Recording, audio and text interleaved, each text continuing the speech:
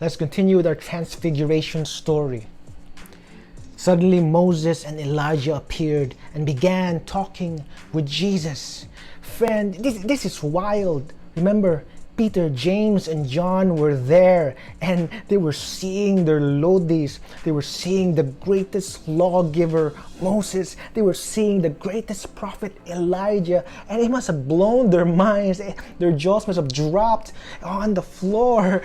And this is actually a confirmation from 6 days ago when Peter said that Jesus is the Messiah, the Son of the living God. This is confirmation. This is wild. Peter exclaimed, "Lord, it's wonderful for us to be here. If you want, I'll make 3 shelters as memorials, one for you, one for Moses, and one for Elijah." At this point, the gospel writers, Mark and Luke, were actually saying that Peter was speaking nonsense. He was just babbling. He doesn't really know what he's talking about at this point. And I get it. Really, if I was Peter, I would have lost my mind. I would be aware of what I was talking because of the amazing scene in front of me. But even as he spoke, a bright cloud overshadowed them, and a voice from the cloud said, "This is my dearly loved Son, who brings me great joy. Listen to him." A cloud is actually a symbol of God's presence. So what they were seeing was God himself peeling back the curtain of reality, showing them the invisible, showing them the spiritual realm. And if any mortal would see the spiritual realm, they would react like this. The disciples were terrified and fell face down on the ground. Then Jesus came over and touched them.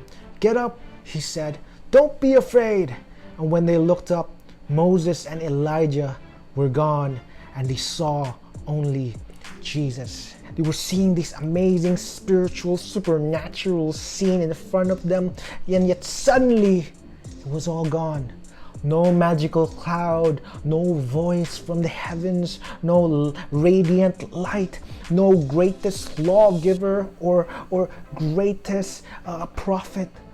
No, none of these things except for old, ordinary Jesus, that middle-aged Jewish carpenter from a small barrio called Nazareth. It was just Jesus in front of them. Friend, you have to be reminded that behind the ordinary is the extraordinary. Behind the natural is the supernatural. Behind the mundane is the miraculous.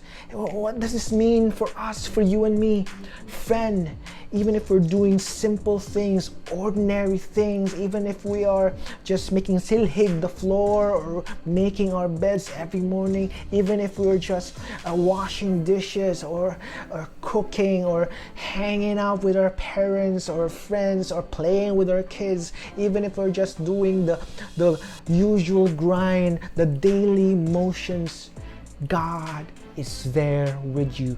God is present with you. Thanks for watching. If you like this video, then please do join us every Saturday night for our feast at home. The link is in the description. Anyway, I'm Noli. See you on the next one.